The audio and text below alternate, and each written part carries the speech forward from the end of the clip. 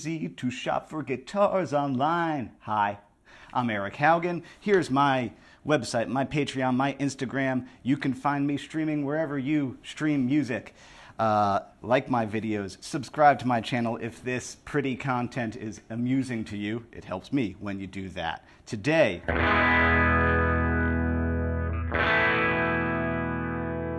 cool sleeper guitars. This is an Epiphone, Epiphone Firebird VII. I took the little thing off, not because I'm ashamed to play Epiphone, just because I think it looks meaner. It looks a little more tough boy to have it without the, you know, the little Epiphone tag on it.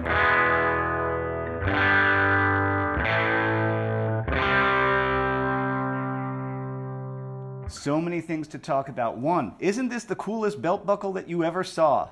That's honestly how I think of electric guitars a lot of the time. I'm like, wow, this is, you know, it is a garish guitar. It's a lot. It's a lot going on here, but it's a lot of good things going on, really. All right, let's talk about stuff. First thing I want to talk about, mini humbuckers. Those of you who follow my channel, thank you for following my channel. Y'all know I'm typically a Fender guy. I don't really get on too well with PAFs. I find them to be more than I need. However, mini humbuckers are not more than I need. This is the bridge position in this one. Here, let's play a very 90s chord.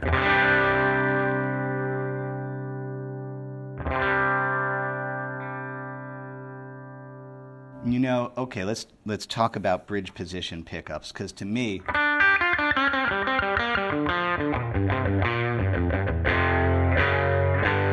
that starts to sound like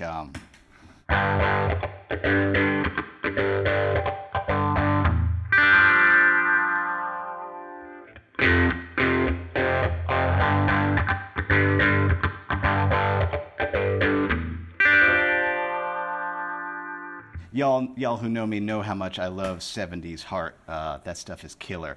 The bridge position pickup on any guitar, and you know, on my eternal list of content to create is a shootout of every bridge pickup I have. Because to me, neck pickups are always nice.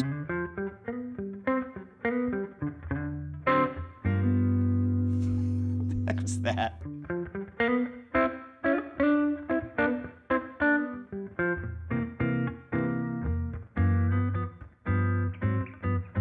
You know, neck pickups are always nice, and I use those a lot, but to me, the bridge pickup is the defining sound of the guitar, because that's, if we're going to compare it to vocalization, it's like, you know, when a rock singer is screaming, that, you know, the coolness of Kurt Cobain is that, you know, he could scream on key very well, you know, and that to me is, yeah, what the deal is with bridge position pickups on guitar. That's the equivalent of, like, this is the guitar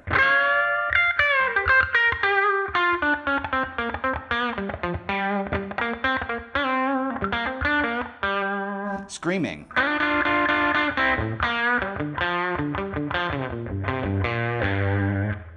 Yeah, cool. However, yo, let's check out how pretty this same pickup is. Let me get that set right.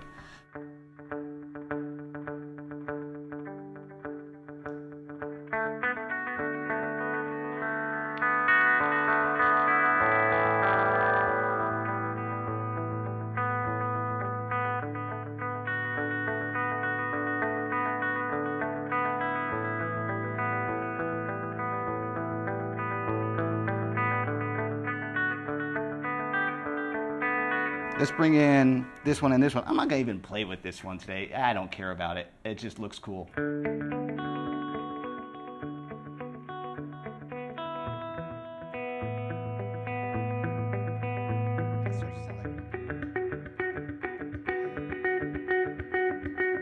I don't remember that Kings of Leon song, but it sure sounds like that.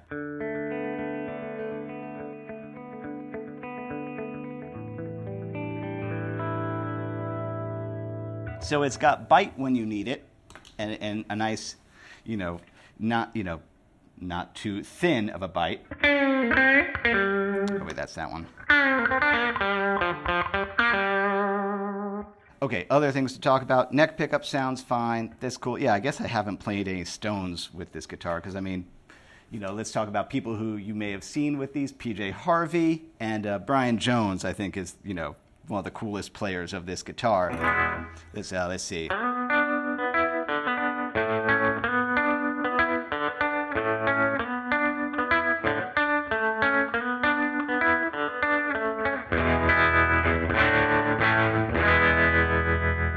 Same lick, middle position.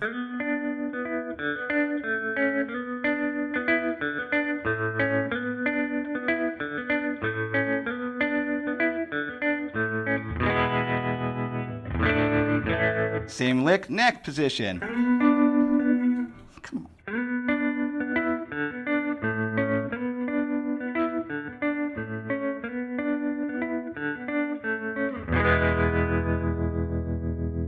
So some things to think about. You look at this guitar and you think neck dive, which, yeah, totally has neck dive. Big, long neck. This thing's like the size of a bass guitar, which is kind of hilarious because, I'm 5'8" on a good day. I'm a little boy. But Explorers and Firebirds have this bout right here. So it actually, I'm chilling. This thing is right where I need it to be. And for those of us who play a lot of guitar like me, guitar neck is actually like one of the occupational hazards, as in, when we play guitar, this arm's cocked, my neck is this way, so you get tension all from the back of the ear down to the arm. You're constantly stretching and talking to PTs about it. This guitar alleviates a lot of that. Look how relaxed my shoulders can be playing this thing. What do I feel like playing? Oh, here, while I play through some things, check this out. We're going to play Tom Petty, The Waiting, and then AC/DC, You Shook Me All Night Long. Notice the connection.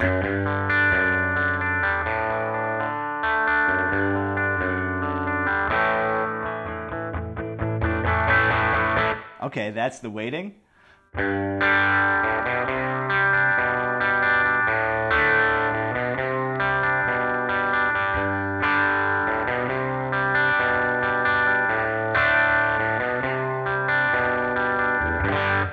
Yeah, I need to make a video about that I actually have observed that there's a chordal and rhythmic connection point between AC/DC and Tom Petty, and that they both use simple chords, but the way that they place them and kind of stutter them is what makes their riffs.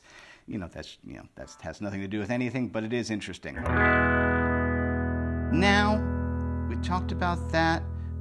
Now the Maestro, people can be dubious about the Maestro setup, but I think it works great. It's a lot like a Bigsby. That's all I would ever dare to use it for. Little shimmers. What chord do I want to do? Let's do like a... Oh, I was playing this weird chord last night. Let's go to a B flat. That's chimey. B flat. That's a cool progression. I'm going to need to make a song out of that.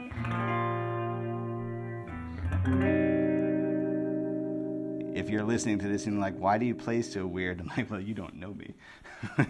You clicked on the wrong channel, boy.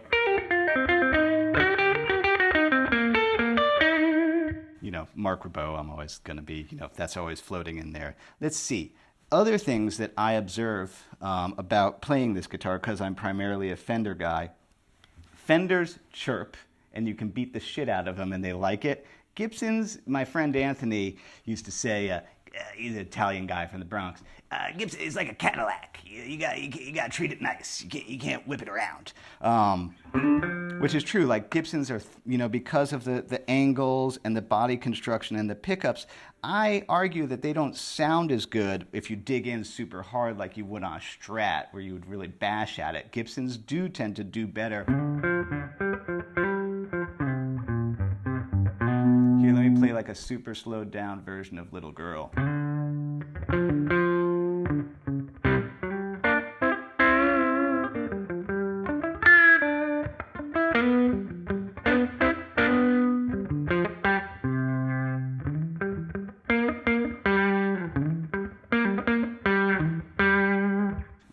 very, very slowed down, mellow Friday morning version of Little Girl, John Mayall and the Blues Breakers. Do I remember the solo?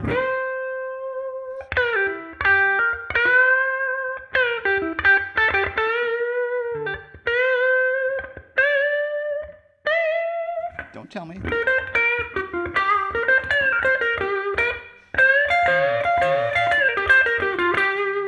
Okay, now let's get really obnoxious. Am I still in tune? Sounds like it. You know, other thing that's fun about having a humbucker guitar around. Fuzz! Fuzz! Whoa, whoa, whoa, whoa, whoa, whoa, whoa, whoa, whoa.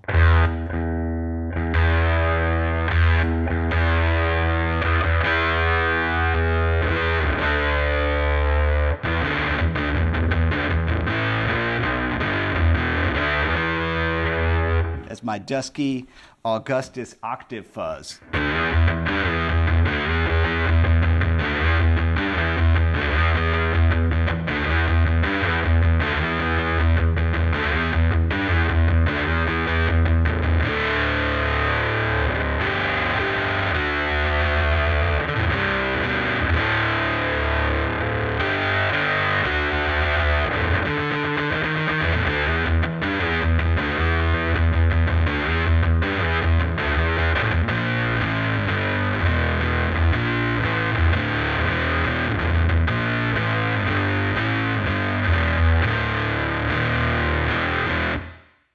Can y'all tell that I used to play in a stoner rock band?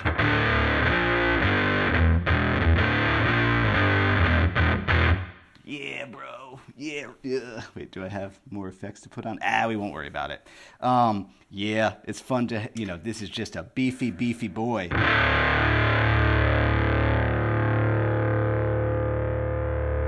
Okay, yeah, sounds cool with fuzz. It's funny that I haven't played any Neil Young yet because, you know, a Firebird pickup through a Tweed Deluxe with an attenuator, well, that is Neil Young tone. Can I do it?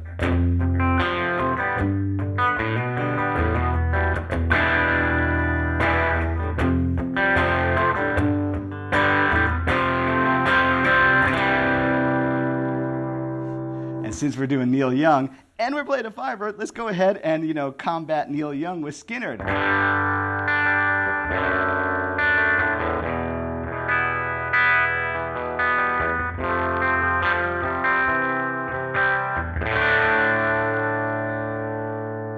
Which, by the way, that whole feud with Skinnerd and Neil Young was not real. There's a great Drive-By Truckers song about it called Ronnie and Neil. They were friends, you know. Ronnie Van Zant would wear Neil Young t-shirts, and I believe he was buried in a Neil Young shirt. They were peers, you know. Everything gets taken out of context, and we like to make fights out of things. Thank God it wasn't, you know, in the time of the internet. I'm sure it would have been a bigger deal even then. Yeah, I mean, this is holding tune. Did I talk about everything? Now, just for grins, let's go ahead, because, okay, the neck pickup right now with the attenuator, yes, it is, by the way, true that attenuators will take some of your high-end detail, specifically in this scenario with a humbucking neck pickup. I do feel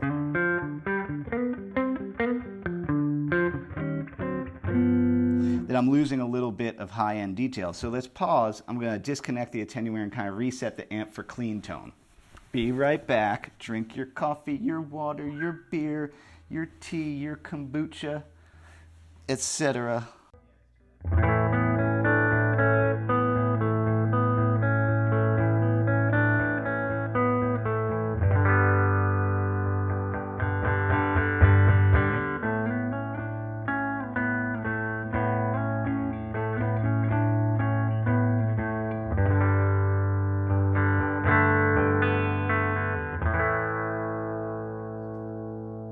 So here we are now, just, you know, straight through. I mean, what a classic setup. Firebird, neck pickup, Tweed Deluxe. You know, I'm only out like 3.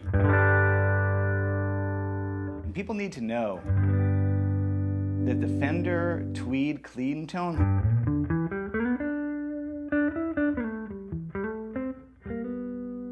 is a great clean tone.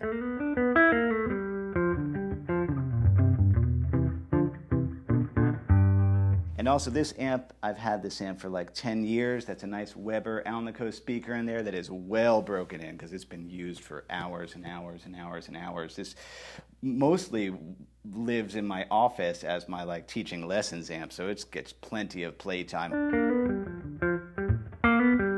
Oh, other sounds? You know, I'm sorry I'm not demoing the third pickup sound. I don't care though. It really just looks cool. I don't need that many sound options. Watch somebody else's demo for that. That to me is such a quintessential Gibson sound. Both these pickups, you know, I think that's on a 335 with the PAFs. Yeah, the meter sissy strut, that kind of quacky.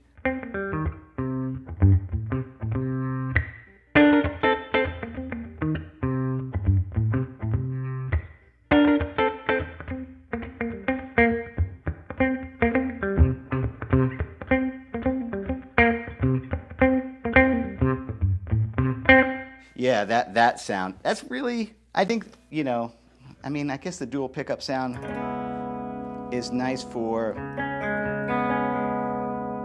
kind of chimey things also. Do I have conclusions to make? Yeah. You know, okay, let's talk. So this is one of the, just so you know, this is, you know, made in Korea. Yo. The early 2000s Epiphone made in Korea stuff is really nice. The necks are nice. The build quality is really good. You know, I do think they're better than the recent stuff. So yeah. Eric's rules of gear trading, which I've talked about in other videos. If you have something that's, you know, just kind of run-of-the-mill amp, pedal, guitar that is readily available that you don't love, get rid of that, get something else. If, however, you have something that is vintage or you got at a price that you can't get again, you're kind of stuck with it because you will regret it if you get rid of it. This is actually a guitar I owned once before in 2015 and I was like, it's garish, it's too much, I'm short, it doesn't look cool on me, and I missed it because to me this is actually the most ideal Gibson platform. I can sit with it and play it. It's got mini humbuckers. I like that. You know, I like SGs. They don't hold tunes so well. I like Les Pauls. Their body balance is garbage. I don't understand why anyone would buy a Les Paul. Like, you know, you'll see me play one and watch me play one. You're chasing the neck around because they have so much body mass over here that you keep the guitar on your lap. It's the opposite problem with neck dive. It's like, let's call it ass dive, where the butt is trying to pull the guitar onto the floor. And so watch everybody play a Les Paul. They play them like this. They have to chase it around their lap, or you can do it dork style, you know. Oh, let's see. Oh,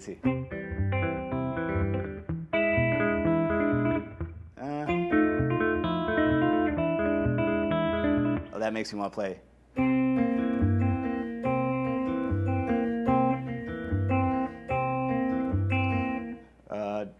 You know, you put the lime in the coconut, you drink them both up. Which also, by the way, strikingly similar to Melanie's I got a brand new pair. You know, because that's, you know, I got a brand new. I can't sing it. Roll the skates, so you got the brand new key. We've been driving. You know, yeah, I should do a mashup of those both great pop songs. And Strange. Yep, I distracted myself by playing Harry Nilsson and then Melanie. So, oh yeah, rules of gear trading. So yeah, I bought this one again. Luckily, you know, I'd stalked these on Reverb for a while and got this one for not too much money because it has a ding. You can see it right here on it. Oh no, oh no, oh no. Other things, you know, don't dig yourself into credit card debt to get gear. That's stupid. You know, if you're already in credit card debt, you know what that's like. You can't get out from under that. So I don't encourage that. You know, don't go into debt to buy stuff. That's why I get rid of stuff if I get something. Although the guitars are kind of accumulating at this point because I don't want to get rid of any of them. But I swear, this is the last one. This is the last one, guys, really.